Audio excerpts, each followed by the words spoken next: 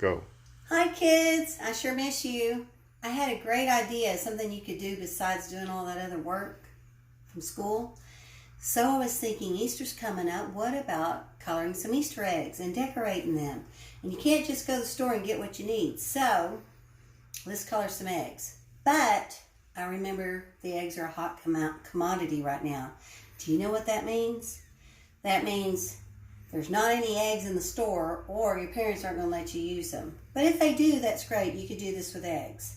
But if you don't, I was thinking maybe you could make something. Then I said, well, can't use flour because that's a hot commodity too. So I went outside and found some rocks. And I found out how we could decorate the rocks. I don't know my other rock. Oh, here it is. This is the one I did earlier today. So we're going to learn how to decorate some rocks for our eggs, and then you can hunt rocks for Easter, okay? All right, so this is what you're going to need. Use your crayons, because that could be a wash off. This texture is going to be different than the water texture. Remember, you learned that in science? So this is going to have a different type of material than the water. And then when we put it on it, it'll just kind of wash off and leave it, but still have a color with it. If you don't have crayons, that's okay. You can always just dip the rocks in the dye, okay? You're also going to need some containers to put your dye in.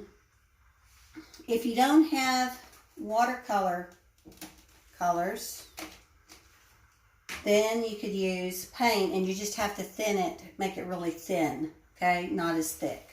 Unless you just want to decorate it with the paint, that's fine too. So, first of all, you need to get you some containers. You can use bowls. Make sure your mom will let you use those. Plastic bowls that they don't use that much. Glass bowls. Anything will work. You might want to get maybe just some old paper cups. Maybe that you drank out of from when you went to get you a drink from the store. Or maybe your mom has some. But ask your parents always. And some paint brushes. If you don't have paint brushes, we have to be creative, right? So you could use your finger. And let me show you how you could do that too in a minute. Right now, you need a rag, an old rag. I got the oldest rag I could think of, so I could use to brush my paint off. Remember, we used to use the wipies in my classroom, or the paper towels, and those are a hot commodity now too. So you might just want to get you an old rag. If you don't have an old rag, I know you got a sock that's old, but don't even match anybody anymore. So go get you an old sock, and you could use it to wipe your paintbrush off, or just something old that you know you're not using anymore. So, got all our materials, which is our mediums, right? Remember what medium is? It's the material you're using to create art. Okay, so I'm going to get my rock. Let's get this one. And we're going to design it with a crayon. Now, you might want to be thinking ahead of time about your crayon. Is it my warm colors or my cool colors? Remember that on the color wheel? Because if we put blue, we might not want to use blue dye. Might want to use the warm color dye. What's opposite of the color wheel?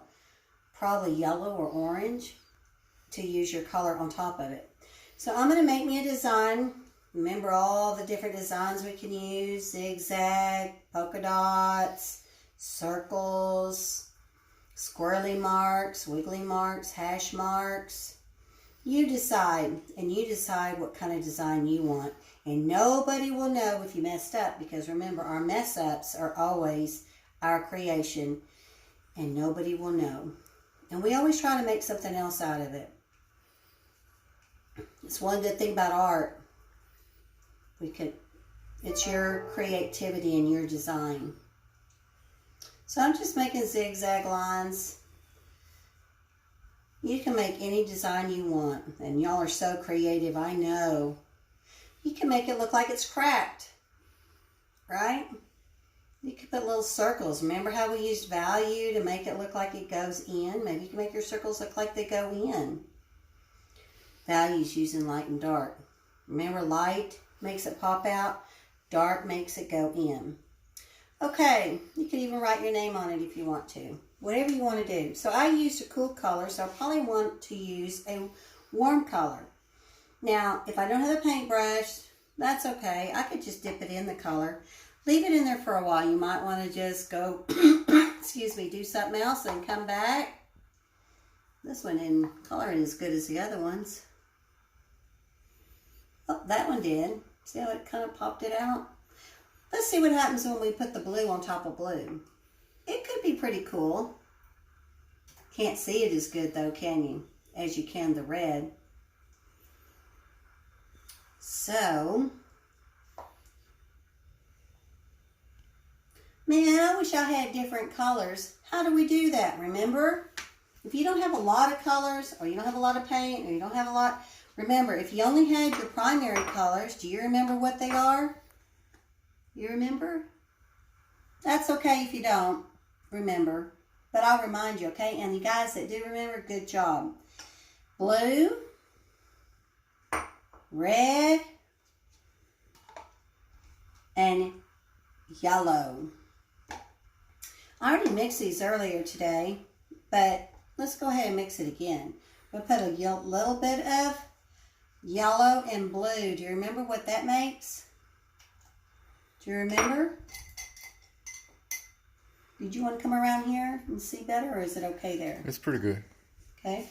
Look at that. It made green. It's so pretty and vibrant. Remember what vibrant means? Very colorful and bright.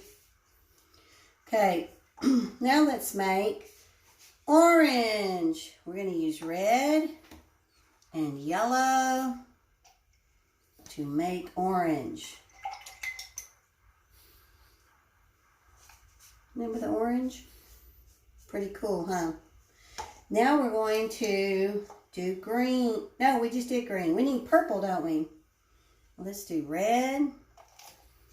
Remember, the more of the color you put and the less of the color you put make different colors, which are called tones and shades. That made purple or violet. If we wanted indigo, we put a little bit more red or more blue, remember? Okay, so now we have our primary colors and our secondary colors. We don't want to mix all our colors. Remember what they make? Brown. We don't want a brown egg. You might want a brown egg. It's up to you. It's your design. But these are your different colors. So, and we do the same thing. You know what? I didn't have a palette to put my paint on if I'm using my paint. So I just went and got an old lid from the whipped cream or the butter or whatever. If you don't have that, you could always just use a plate too. But ask your mom first, because you're going to have to hurry up and wash it off, okay? It is wash off, so it's okay. So, here's one egg that I finished. Now you said, well, I don't have any paintbrushes. Well, you get that old sock, put your finger in it like that, get some water, go like this. Let's put it on here and see what happens. Whoa! Isn't that beautiful? But that blue didn't show up that much, did it? Because we used the blue crayon. So let's see what happens when we use the orange. I bet the orange will make it stand out better, remember? Ooh, yeah. Now see how you see that better? Isn't that cool? You could do anything you want and create anything you want. I had fun doing these. And if you don't want to do the wash off with the crayon, just paint your own egg. And maybe you could use some of those old plastic eggs that you hunted last year. You might want to decorate them.